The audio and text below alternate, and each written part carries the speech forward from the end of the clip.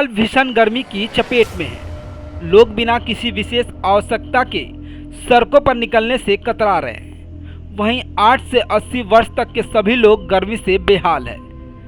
इस समय सभी स्कूलों की गर्मी की छुट्टियां खत्म हो चुकी है, इसलिए स्कूल खुल गए हैं, लेकिन गर्मी के कारण छात्रों को काफ़ी परेशानी हो रही है। इस मुद्दे को ध्यान में रखते हुए बंगाल हिंदू महामंच ने बुधवार सुबह सिलीगुड़ी में डीआई कार्यालय में एक ज्ञापन सौंपा ताकि उत्तर बंगाल के सभी स्कूलों की गर्मी की छुट्टी की अवधि बदली जाए।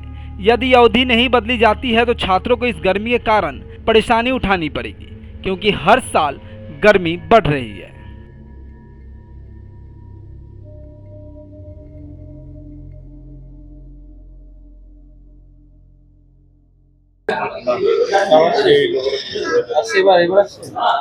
শুরু করবো। দেখুন, আজ আমরা বঙ্গীয় হিন্দু মহামঞ্চের পক্ষ থেকে ডিআই অফিস এসেছিলাম।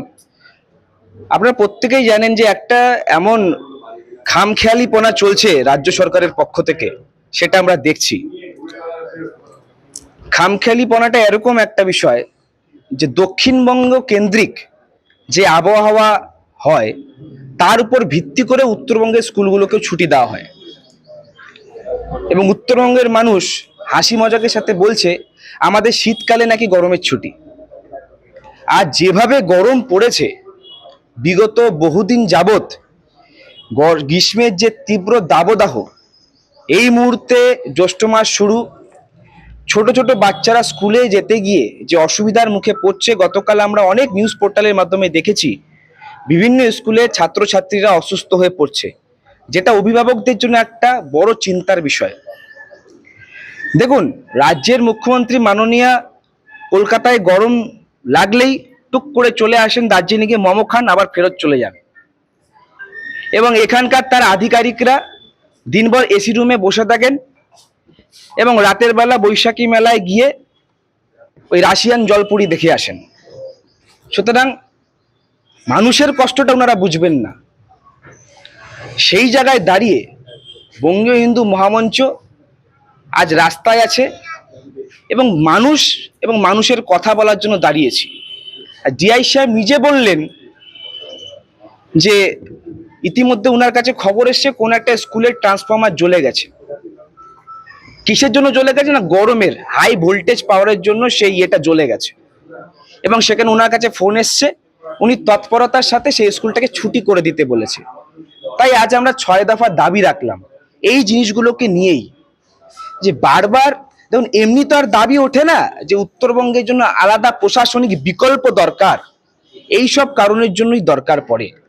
কারণ আমরা স্পষ্ট দেখছি যেভাবে সাধারণ মানুষ, ছোট ছোট বাচ্চা স্কুলে যাচ্ছে, অনেক স্কুলে টিনের শেড থাকে, সেখানে পর্যাপ্ত ফ্যানের ব্যবস্থা নেই, সেটা করা হোক, তার দাবি তুলে ধরলাম। অনেক জায়গায় স্কুলে পানীয় জলের পর্যাপ্ত ব্যবস্থা নেই, সেখানে কেন্দ্রীয় সরকারের অমৃত জল প্রকল্প, তার অধীনস্থ যাতে প্রত্যেকটা স্কুলে পানীয় জলের ব্যবস্থা করা হয়, ঠান্ডা পানীয় জল প্রদান করার ব্যবস্থা করা হয়, তার জন্য ব্যবস্থা করা। আমি ডিআই সাহেবকে বলেছি যদি উনি রাজি থাকেন উনি আমাদেরকে লিস্ট দিক কোন কোন স্কুলের প্রয়োজন, আমরা স্থানীয় সাংসদের কাছে আরেকটা ডেপুটেশন তুলে ধরবো, আরেকটা দাবিপত্র তুলে ধরবো, যাতে উনার মাধ্যমে কেন্দ্রীয় সরকারের প্রকল্পগুলো এখানকার প্রাথমিক স্কুলগুলোতে লাগু হয়। আমরা বরাবরই মানুষের কথা বলেছি।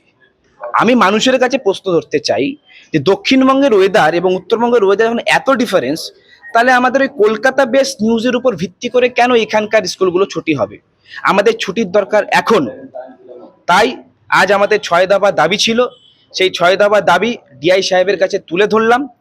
আমি আবারও বলছি, ওনারা এসি গাড়িতে ঘুরে বেড়ান, এটা জানেন তো কবে পরিবর্তন হবে? যবে সরকারি কর্মচারীদের মেয়ে বা ছেলেরা সরকারি স্কুলে পঠন পাঠন করবে।